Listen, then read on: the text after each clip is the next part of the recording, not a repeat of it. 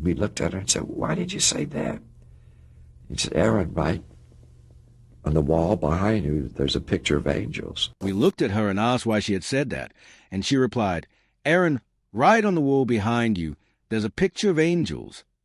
Aaron Spelling went on to build a television empire worth $600 million and lived in a 123-room mansion. Yet when he died, his 2 children received less than 1% of his fortune, with the rest going to his wife, Candy, a decision that fractured the family and set off years of public turmoil, including a shocking eviction attempt, the loss of a $23 million home to wildfire, and a stark contrast between Candy's control of the estate and her daughter's struggle with more than $1 million in debt.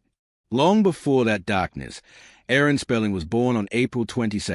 1923, in Dallas, Texas, into a harsh reality shaped by poverty and prejudice. His Jewish immigrant parents, David and Pearl, lived above a tailor shop where David sewed zoot suits for 25 cents apiece, their crowded apartment housing 7 people sharing a single bathroom in a city where anti-Jewish hostility was openly normalized. Surrounded by hardship, Aaron learned early that being different made you a target, and being poor meant there was no escape. School offered no refuge. By age 8, relentless anti-Semitic bullying took such a toll that he psychosomatically lost the use of his legs for an entire year, confining him to bed and cutting him off from a normal childhood. Yet that isolation became his first escape route, as he devoured comic books and authors like O. Henry and Mark Twain, while his mother ensured he stayed on track academically by completing book reports at home, quietly helping him build the imaginative inner world that would define his future. That craving for escape followed him into adulthood, including his service during World War II,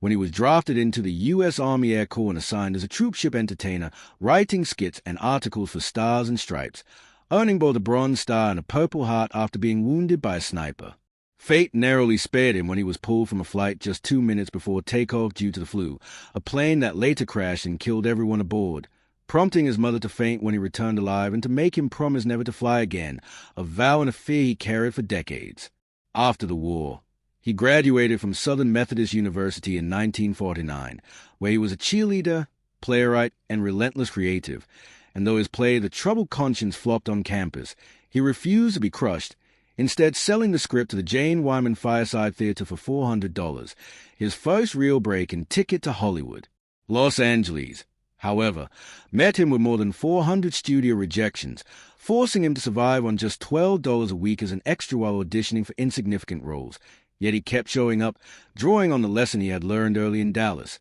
Staying down was never an option. The world will leave you down if you let it. But Aaron Spelling did not stay there, and in 1955 the grind finally paid off when he sold a script called Abridged to Zane Grey Theater, a Western anthology series on CBS, earning $2,500, a major breakthrough at the time, made even more notable by the fact that the episode was directed by young Sam Peckinpah years before his fame for violent westerns. From there, momentum built quickly as Spelling signed with 4 Star Productions to write for Dick Powell Theater, and between 1956 and 1961 he wrote 26 episodes of Zane Grey Theater, a steady rise that showed success came not overnight but through years of persistence, rewriting, and learning television from the inside out. Seeking prestige as well as popularity, he wrote the Helen Morgan story for Playhouse 90 in 1957, starring Polly Bergen, earning his first Emmy nomination at a time when television writing was still widely dismissed.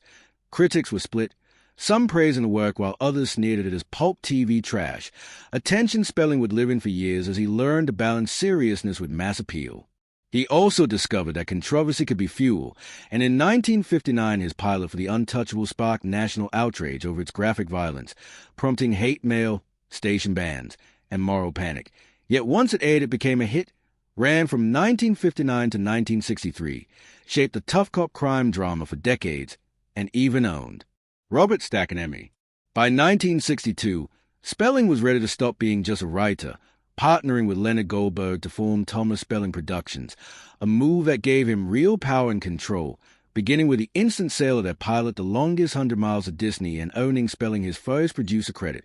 a defining shift from storyteller to architect of entire shows. With that control He experimented freely, producing The Over-the-Hill Gang in 1969, a made-for-TV Western comedy starring Walter Brennan and Pat O'Brien that initially flopped but later found success in reruns, spawning a sequel in 1970 and teaching Spelling a lesson he never forgot. First reactions are not always the real ones. As the country entered the turmoil of the late 1960s, Spelling launched the Mod Squad in 1968, a series about young undercover cops with a counterculture edge that alarmed authorities so much the FBI monitored the cast, reviewed scripts, and tracked political affiliations. Yet the show still became a hit, ran 5 seasons, and ranked as high as 26 in Nielsen ratings. Network executives pushed him to soften the long hair, drug references, and rebellious tone. But Spelling fought for authenticity, slipping real Vietnam War protest footage into episodes and airing scenes that sparked national debate, including a rare interracial kiss that angered many viewers while driving ratings higher. Behind the scenes, after his partner departed, Spelling produced 98 episodes of the Mod Squad alone, using legendary budget tricks like reusing the same dramatic car crash footage 17 times, saving an estimated $100,000 per season, with a green station wagon famously plunging off a cliff in a blaze of fire again and again whenever action was needed. Even when tensions arose, such as Clarence Williams III briefly quitting over concerns about racial stereotyping, Spelling adapted, rehiring him with a stronger, more empowered role despite network pressure, proving that his instinct for people, for culture, and for television was almost always ahead of its time. When the series ended, it left behind a powerful legacy, including a then-massive 30% share of syndication profits, money that helped fund whatever came next, because Spelling's pattern never changed: turn risk into money, then turn money back into risk.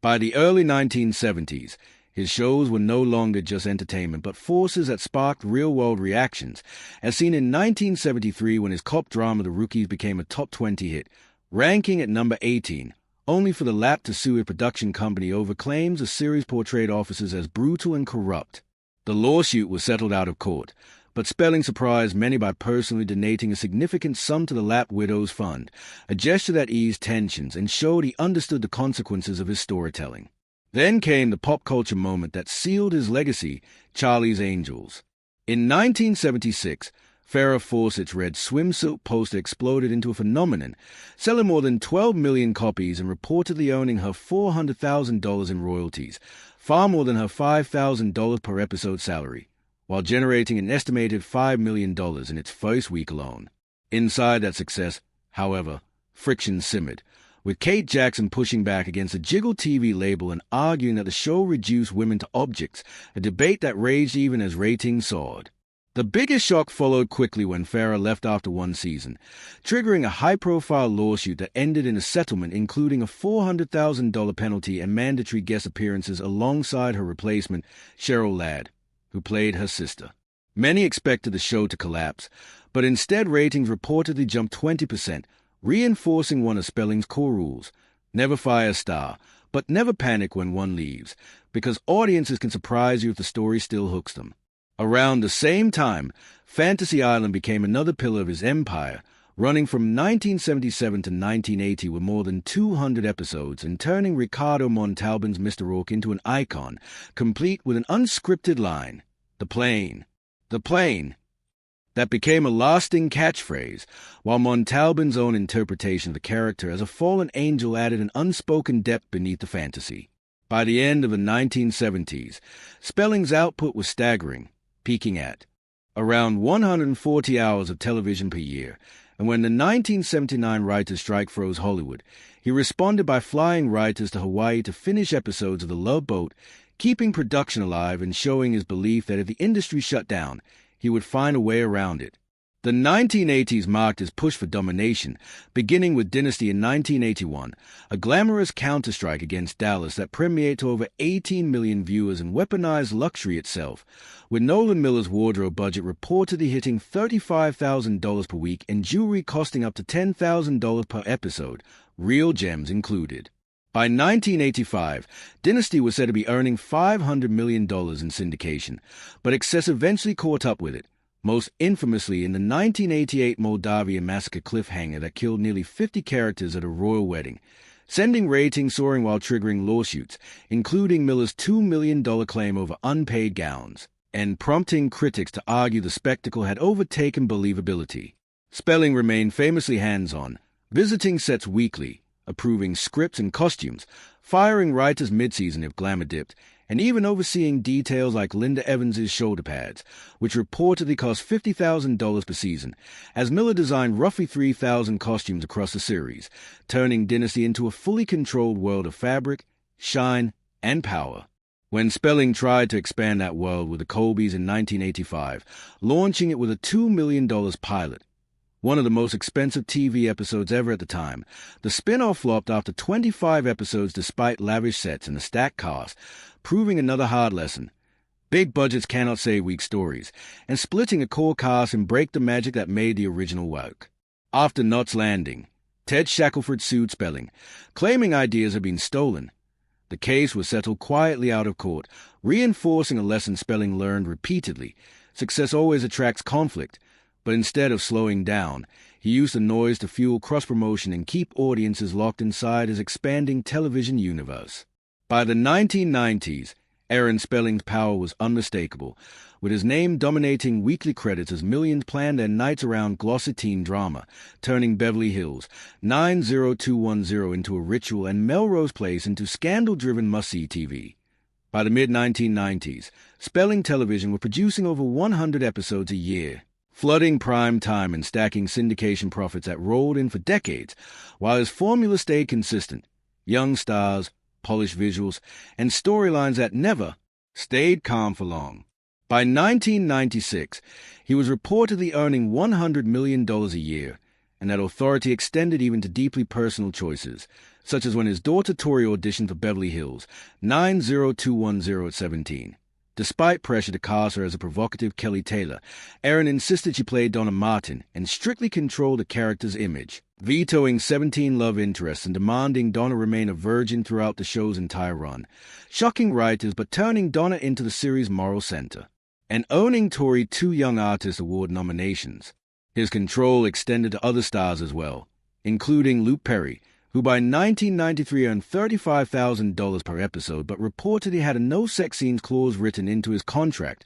a decision that shaped the show's tone even as it tackled darker storylines like the controversial Season 5 date rape episode, which drew 27 million viewers and sparked backlash while ratings stayed strong. Spelling also understood when to amplify shock, and Melrose Place reached a new level in 1993 with Heather Locklear's infamous nude pillow scene, triggering FCC fines, media outrage, and a rating surge that tripled viewership, cementing the show as Fox's hottest property and owning Locklear for Golden Globe nominations. Family connections remained unavoidable, with Tori appearing in 10 Spelling-produced shows and her brother Randy landing recurring small roles, fueling industry jokes about a Tori tax even as episodes featuring her reportedly pulled higher ratings. When Spelling entered daytime television, he brought the same high-stakes energy with Sunset Beach in 1997, opening with a deadly plane crash and leaning into cyber-sex plots, supernatural twists, and provocative storylines that divided critics but built a cult following across its 755 episodes.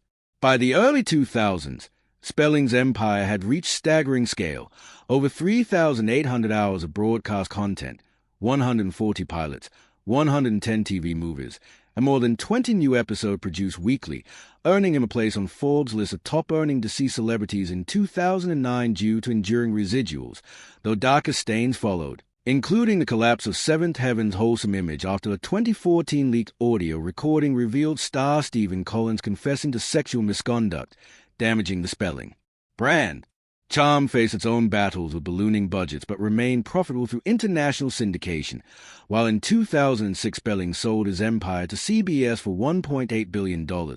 even as reports claimed he was still owed $100 million in unpaid back-end profits. His final years were marked by declining health, the short-lived family project Summerland, and his death on June 23, 2006, at age 83. Candy Spelling, whom Aaron married in 1968 after a single date, became the steward of his legacy, overseeing an estate anchored by their infamous 123-room Holmby Hills mansion, legal battles, and ultimately a will that left Aaron's $600 million fortune almost entirely to her, while Tori and Randy received roughly $800,000 each. a decision that fractured the family and fueled decades of public resentment, legal silence enforced by a no-contest clause, and emotional fallout that lingered through. Candy's later legal disputes, the devastating loss of her $23 million Malibu home to wildfire in January 2025, and her continued financial support of Tory amid mounting debts, proving that even long after Aaron Spelling's death,